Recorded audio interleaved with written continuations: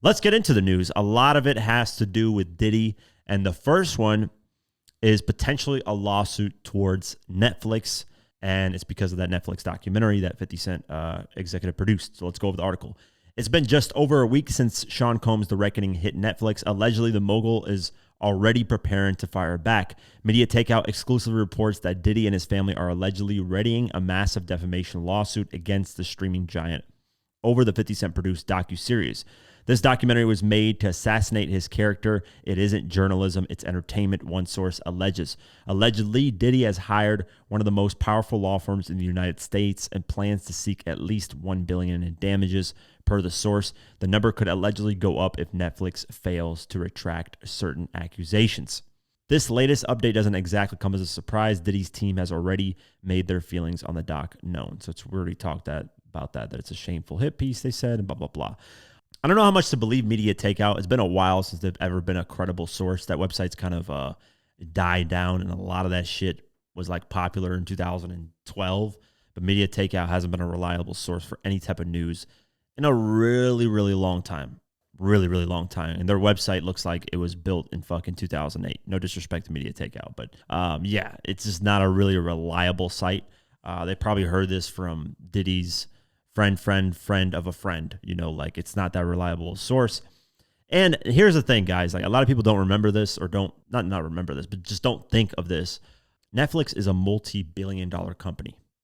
Do you really think they're going to release a documentary without making sure that there's no way somebody could have a case against them to sue them?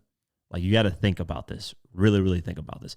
Me, when I was working on my mini little documentary with nowhere near a budget of Netflix, when I was doing my Get Rich or Die Trying documentary, and I was talking to 50 Cent's lawyer, I was crossing my T's and dotting my I's trying to make sure I don't get sued. And I don't even have a lawyer of team, and I don't have a huge team of lawyers. I had one lawyer, and it was my friend who's, God bless his soul, he did his thing. He told me a lot, but that's it. That's all I had. I had two other lawyer friends, but they were kind of like, I don't really know what to say about it, but they were like, hey, as long as you don't destroy his image or say something that's not true, you're good.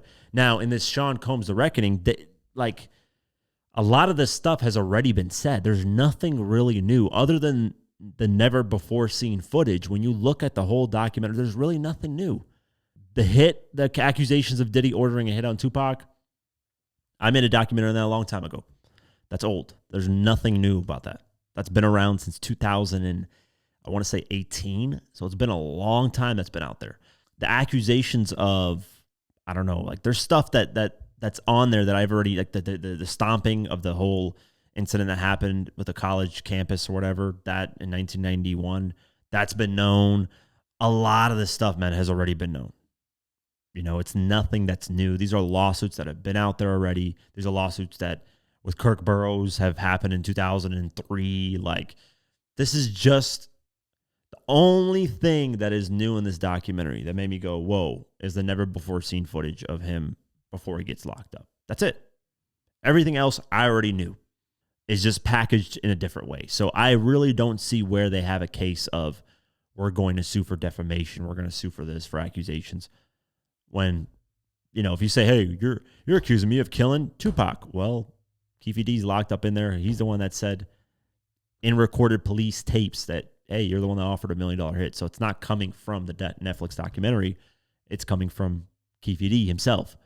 I can't remember in the documentary what other accusations. Him slapping his mom. I mean, that's just a childhood friend that said, hey, that's what happened. I mean, I don't know if you can sue for that. I mean, because he's a public figure. So to a certain extent, public figures can have things said about them to the point where they can't sue.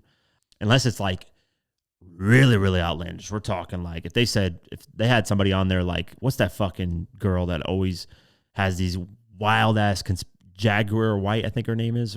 Jaguar White. I think her name is. I don't know exactly. Yeah, she's that lady's a fucking psychopath. Like, she has these weirdest conspiracy theories.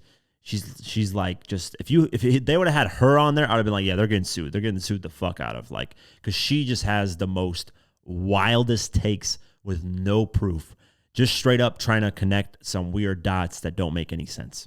There's nothing that I've seen that she said that's true.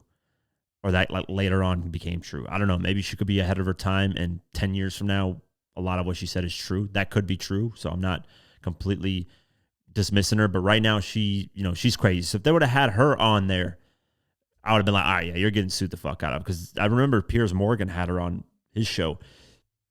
She made some accusation, I think about Jay-Z or something like that. And Jay-Z's lawyers were on her ass. Like, why are you putting this woman on a major platform like this and having her say this dumb shit? Because it's not true. So, it's let's just say Netflix knows what they're doing. They're not just going to put out a documentary and make sure that they're not going to get sued from the situation. But we'll see what happens, man. $1 billion lawsuit is crazy.